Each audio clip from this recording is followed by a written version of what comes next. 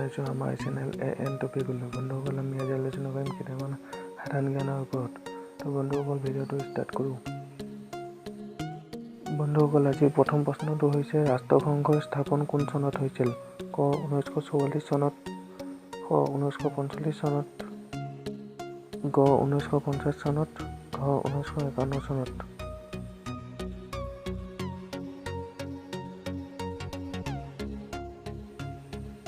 উত্তৰটো হৈছে 1945 চনত। নেক্সট প্ৰশ্নটো হৈছে ৰাষ্ট্ৰসংঘৰ মুখ্য কাৰ্যালয় ক'ত? ক টকিঅ', খ নিউয়ৰ্ক, গ জেনেভা, ঘ লণ্ডন।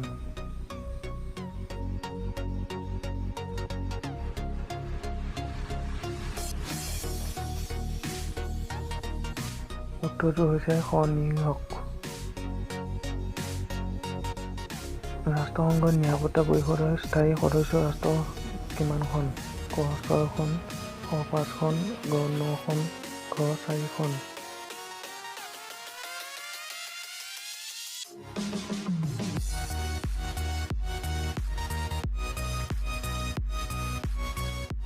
উত্তৰটো হৈছে 5খন।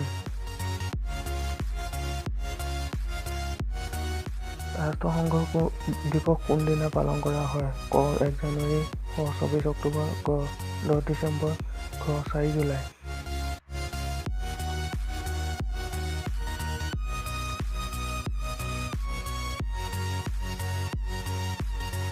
উত্তৰটো হৈছে 24 অক্টোবৰ।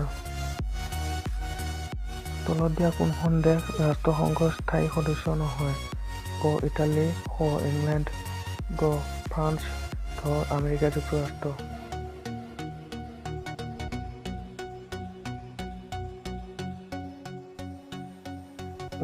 উত্তৰটো হৈছে ইটালী। ভিডিঅ'টো ভাল লাগিলে লাইক কৰিব, কমেণ্ট কৰিব, শ্বেয়াৰ কৰিব আৰু লগতে চেনেলটো ছাবস্ক্ৰাইব কৰিব।